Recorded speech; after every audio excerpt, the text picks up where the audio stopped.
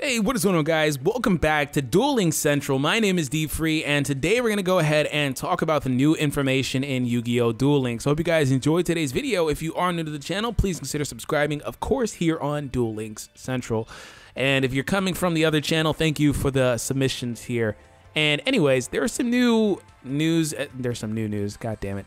There's some new news. Still sounds funny either way, regarding the limited list and skill balancing. So let's go ahead and take a look at it. So we saw a while ago that there was, around the time that the Crimson Kingdom pack was leaked and stuff, and then Konami put out a video kind of talking about, or not really talking about, but showing off some of the new cards and things like that. We saw kind of a little image in there that was showing Dark Magician being limited to one card only per deck. And a lot of people were kind of like, well, I guess Dark Magician 3-star Demotion is dead. They didn't actually do that. In fact, they are actually finally going ahead and implementing it, but they're not even limiting many cards. They're only limiting one card, Restructor Revolution. So as it says, inflict 200 points of damage to your opponent's life points for each card in your opponent's hand. So this is part of that signature Taya Burn deck, you know, the package for that. You Cup of Ace. Cup of Ace and this card is like the most OP thing, because you can do one of two things with that deck that tends to pretty much lead to a 1 or 2 turn victory for the user of that deck. You're either going to Cup of Ace and you're going to get the cards to draw more cards and then start doing more damage, or if you got this in your hand, you Cup of Ace, or maybe you have a couple of Cup of Aces, as funny as it sounds. They draw more cards, they take more damage, they could take 12, 1400, and then if you have 2 or 3 of these in your hand, you win. So, like, this card is super ridiculously OP, especially running it with Taya, because you're starting off with dual standby. You get an extra card in their hand, which is great for you because you have more combos. And then the enemy, the opponent, gets 1 extra card. So if you get this, they are automatically, especially if you start off first and they haven't had a chance to, like, set all the cards in their hand, because they're going to do that to hide from this card, you're automatically going to inflict at minimum 1,000 life points. So a very good limit if you're frustrated with dueling against Taya Burn. I personally am. I don't really like dueling against it. I've kind of accepted it. It is what it is, and sometimes I use it. In fact, I think I'm using Taya right now, Taya Burn, not for ranked, but for Bakura. I actually still haven't put up a Bakura video yet, but I probably will do that later today or tomorrow. Either way, I am personally doing that. So I hope you guys, you know, get the usage out of that card. While you can. Let me know in the comments how you feel about this specifically. And they have also basically announced that they're going to be rebalancing some skills. They did this not too long ago. They did it to a couple of skills. They did it to a Joey one for reinforcements, for warrior cards. I mean, they did it for Ishizu. In fact, they're doing another Ishizu one here. I think Ishizu is just a character nobody uses at all. That's probably why they're trying to buff her so much. But let's go ahead and look at some of the most used characters and skills. My Valentine skill, Harpy's Hunting Ground, is getting limited, or changed, rebalanced is the actual word here. Compared to other skills, this skill too often created a huge card advantage for the player using it, leading to our decision to downgrade it. However, due to the fact that this skill has to be used with a specific set of cards to be effective, we have altered it in a way that adds more versatility to how it can be used. So basically, we're going to look at what it does down here. So at the beginning of the duel, you start off with that field spell active. It's the top portion right here.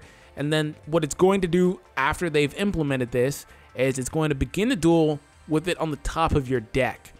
So basically, you're going to have to draw into it, meaning that you're not going to always be at a 1-card advantage.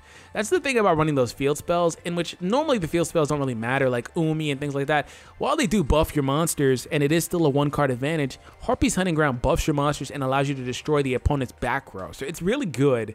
And so you're going to get that advantage of having that 1 extra card in your hand. So this may not seem like much of a big deal. It shouldn't too much impact the deck, but it does impact the efficiency of the deck and the way that the other player that's playing against this will have to play.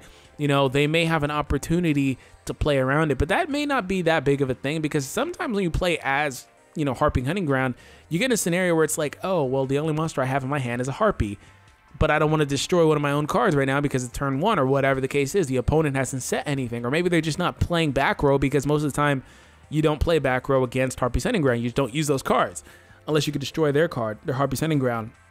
So you know, this allows you to play it in your Harpy in attack mode before you play Harpy's Hunting Ground, in which you wouldn't have to destroy anything. There are tactical advantages to it, so it's not necessarily a bad thing in particular. We'll just have to see how that works out. But the next one is Weevil Underwood's skill, Parasite Infestation. Another burn skill. They're hitting burn pretty heavily. I think that during the World Championships, they kind of saw... I'm sure that they looked at the data for the decks people were running and stuff, and the most consistently used skills, characters, decks, and that's what leads to these types of things. But they kind of saw that Weevil Underwood's skill was really good. We feel that Parasite Infestation was a good representation of Weevil Underwood's seedy, conniving nature. However, which is true, it is. Adding 3 Parasite to the opponent's deck has proven to be too powerful, and considering the fact that Weevil only added 2 to Joey's deck in the manga, we have decreased the number of Parasite that will be added to the opponent's deck. So it currently says after starting hands are dealt, a random number of Parasites are placed on top, or added to the opponent's deck face up, excuse me. After starting hands are dealt is what it'll say. 1 or 2 Parasite cards are added to the top, I keep saying to the top, god damn it, to your opponent's deck face up. So it randomly goes from 1 to 3 currently. And if you've ever come up across that and you're like, damn, there's 3 of them, so maybe you have like a Cocoon in your deck. So if they Jade Insect Whistle, you get the Cocoon instead, and it survives you. It gives you a little bit more time to survive. Maybe you have a 4-star Ladybug and it gives you more time to survive, but they still have 3. And then the second you draw into one, you're dead. Because it takes a slot, it's 1,000 life points, maybe you've already taken damage, maybe you're playing Last Gamble, whatever the case is, and then you draw into another one, and then if you, God forbid, you draw into 3, you know, you're done. Unless you contribute them, they're just on your field. You know, it's not a good time. It still isn't a good time even with 2, but that third one makes a big difference because you can beat them a little quicker and easier, because as your deck thins, you're going to run into them. You know, if there's 3 of them in there, you have a higher chance of drawing into it, and that's the problem. So I'm glad that they're doing that. It isn't, once again, it's not a huge groundbreaking thing, because I think a lot of the time you'd get 1 or 2 anyway if you're playing with that deck and that skill, but that third one every now and then can be a bit annoying, so I do like that they're doing that.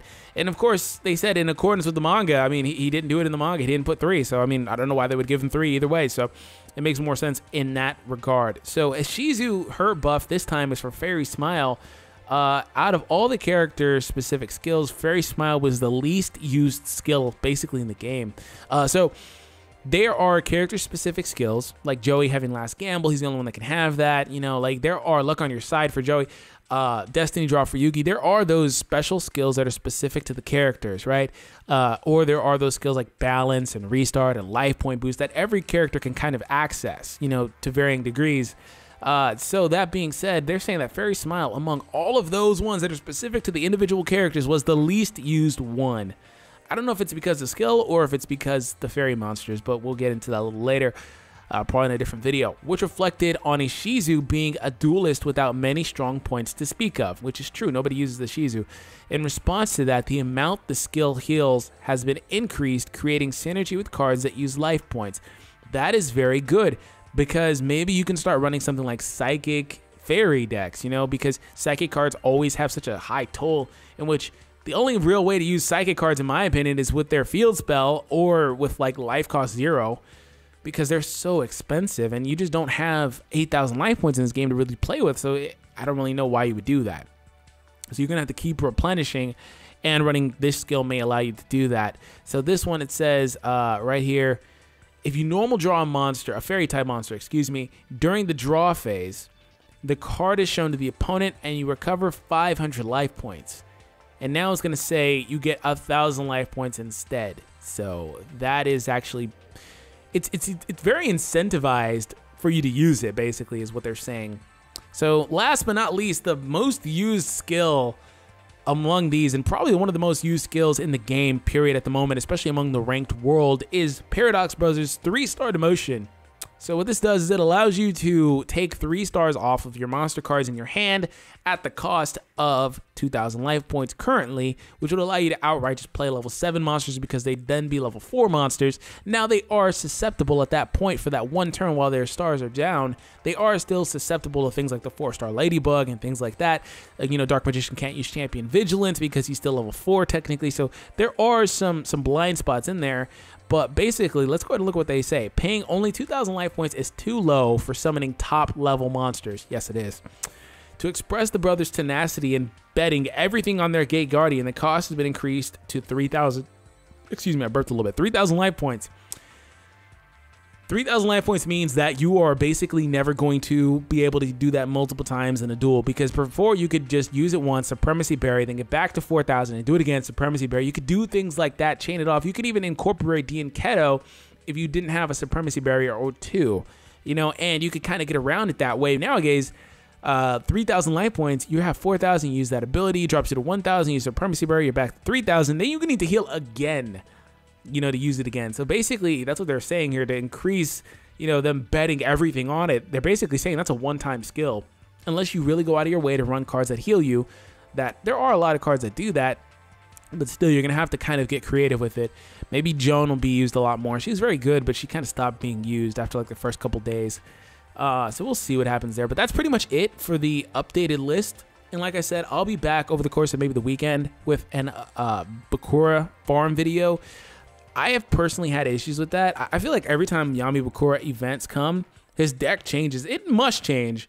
And there's never anything super good or consistent to farm him with. I always struggle with him versus the other characters that come in that have static decks, and they're not in crazy, because last time he was here he was running like Tribute to the Doomed and so many other things that are just like, damn bro, like these cards are too good for this game right now. You have to incorporate other cards for us to use as the user base, so there's not like a surefire 100% win rate for him.